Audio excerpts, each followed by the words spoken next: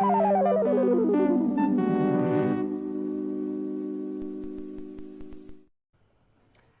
everybody, this is your old friend RJ City, and today we will be unboxing. I don't really know what these cards are. They were gifted to me by SM, who sent me a bunch of cards, and these ones, from what I can gather, seem to be Phantom of the Opera cards, but Phantom of the Opera, there was like a comic book at one point. These are all illustrations. I'm very confused. Nevertheless, and they're also not in any packaging, so I couldn't read them. And the backs say 30 Years of Magic. Greg. I don't know who Greg is. Can I show 30 Years of Magic? Greg. I don't know quite what that means. Maybe Greg was a big fan of Phantom of the Opera and he drew a lot of comics about it. And here we are today. Nevertheless, they are individually, I think 4 of them are the same. Jesus. So this is going to be a very short, bizarre video. Nevertheless, let's take this one out, the first one. And these are Christine and, of course, the gals, the ballerina gals, the dancers in the opera, that whole thing. They're like, oh my god, you hear about this Phantom guy? He's terrorizing everybody. And I think he likes Christine. I think she hangs out with him sometimes, and it's weird. And they're like, oh, well, what do we do? And then the old woman comes in and says, everyone back to work. And then they never bring it up again. 30 Years of Magic. Greg Hildebrandt? Is that Greg Hildebrandt the second? Collector cards by Comic Images. This is number 49. Phantom of the Opera, The Dancer's Dismay from 1988. This edition has enjoyed great success, partly due to Andrew Lloyd Webber's smash musical based on Gaston Leroux's novel, which has renewed public interest in the classic, even though it's not really like the novel at all. There they are. They're in dismay. What's up with this fucking Phantom guy, they're saying. And, no one really ends up finding out by the end either. A little difficult. Uh-oh, Phantom time, I think. Who the hell is it? What kind of shit mask is this? How can you breathe in this thing? He looks like the new Riddler. Put a pair of glasses on him and there you go. Maybe that's what I'd love to see. Batman versus the Phantom. Because wherever there's darkness, one of them will appear. This is number 52, Phantom of the Opera, The Trapdoor Lover, which is, I don't think, a nickname you want.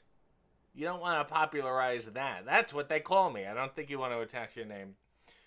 This is a quote from the Phantom of the Opera. You must make your choice. The wedding mass or the requiem mass. It was the voice of the monster. Well, yeah, because you quoted the Phantom. Well, whatever. So he's a monster, he's a lover, he's a phantom. That's the thing about the Phantom. He just did so many wonderful. He was an architect, he was a magician, he was a musician, he was a gondolier. Yeah, and all of you know, where did you learn how to drive a gondola? No one asked. That would be, of all the creepy shit he did, the fact that he also drives, as a gondolier. Be like, what the fuck? What vocational school did he go to? And why isn't he wearing the straw hat? Anyway, Trapdoor Lover. There he is there, looking creepy as only the face. And even though it's a mask, the face under the mask is just as creepy. Which is a great acting. Here are the young lovers.